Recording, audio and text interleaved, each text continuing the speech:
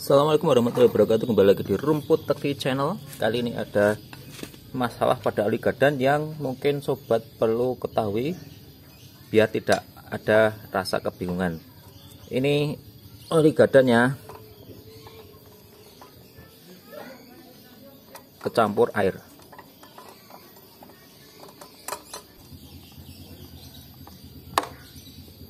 Pada bagian bawah ya.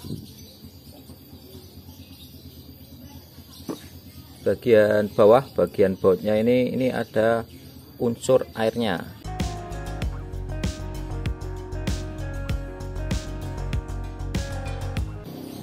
Dari manakah datangnya air ini? Kalau dihitung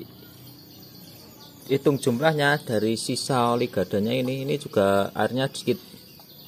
Ini lapisan sedikit bawah, ini pada dasarnya aja, nempel pada bautnya ini. Kenapa kok air bisa ada di bawah? Karena antara air dan minyak lebih berat air. Minyak selalu di atas karena massa jenisnya lebih ringan. Kemudian dari mana datangnya air ini? Ini tidak ada yang bocor sama sekali. Telah dicek, dari bagian selangnya ini pun masih terpasang. Ini enggak lepas, ini masih di tempatnya. Dan pula di bagian sini ini tidak ada retak. Dan pada sil-sil pun ini enggak ada yang bocor, sini tidak bocor, sini juga tidak bocor. Setiap ada mesin yang ada cairannya itu pasti ada pernafasannya. Bagian radiator itu ada membran ditutup radiatornya untuk pernafasan dalam mesin. Ketika mesin panas dia akan naik, mulai dingin dia akan turun. Tapi kalau diisi dingin dia nggak sama sekali, tidak ada buka. Kemudian di bagian oli juga ada pernafasan mesin. Ada selang dari mesin, selang hawa agar mesinnya itu sirkulasi udaranya lancar. Untuk oli gadan ini juga butuh pernafasan. Kenapa butuh? Karena ini minyak itu bisa juga menguap, kemudian timbul tekanan. Nah, kalau dibiarkan tanpa pernafasan bisa pada jebol silnya.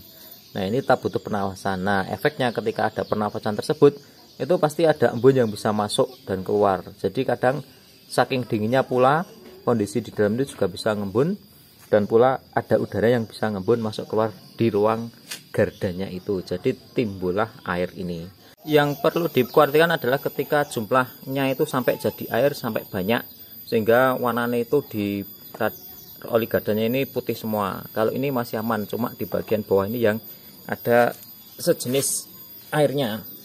Nah, untuk menangannya ini harus digelontor dulu. Nah, hitung sidik-sidik.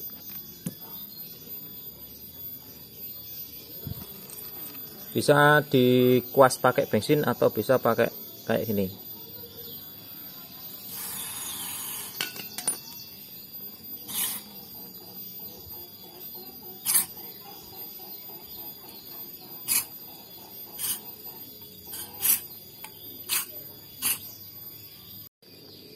Sebenarnya ringnya ini ring sekali pakai, tetapi dikarenakan ya orang Jawa itu kalau ban belum sampai habis, oli belum sampai hitam itu nggak bakal diganti ya. Jadi sekiranya masih bisa ya pertahankan aja lah.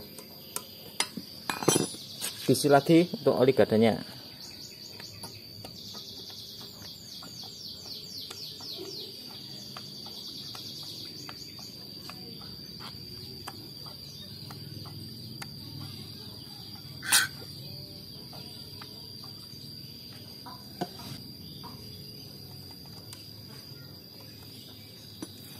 Untuk pengisian oli gadan atau juga pakai oli yang lebih kental dari standarnya juga boleh, bebas. Yang penting takarannya sesuai. Takarannya untuk yang Honda itu untuk belakang ini 120 mili. Nah, untuk yang Beat yang terbaru, Scoopy terbaru itu takarannya cuma 75an aja. Ngurus gadan itu bukan suatu hal yang susah, tapi kalau sudah bermasalah lebih susah benernya. Silakan dirawat. Penggantian rutin setiap 8.000 kilo sudah cukup.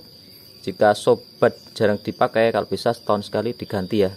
Apalagi kalau lebih gasik lebih bagus. Tapi ketika masang bautnya hati-hati. Banyak yang sudah dol, sering ganti-ganti oli gadan, bautnya cepet dol. Semoga video ini bermanfaat. Rumput Channel mantap.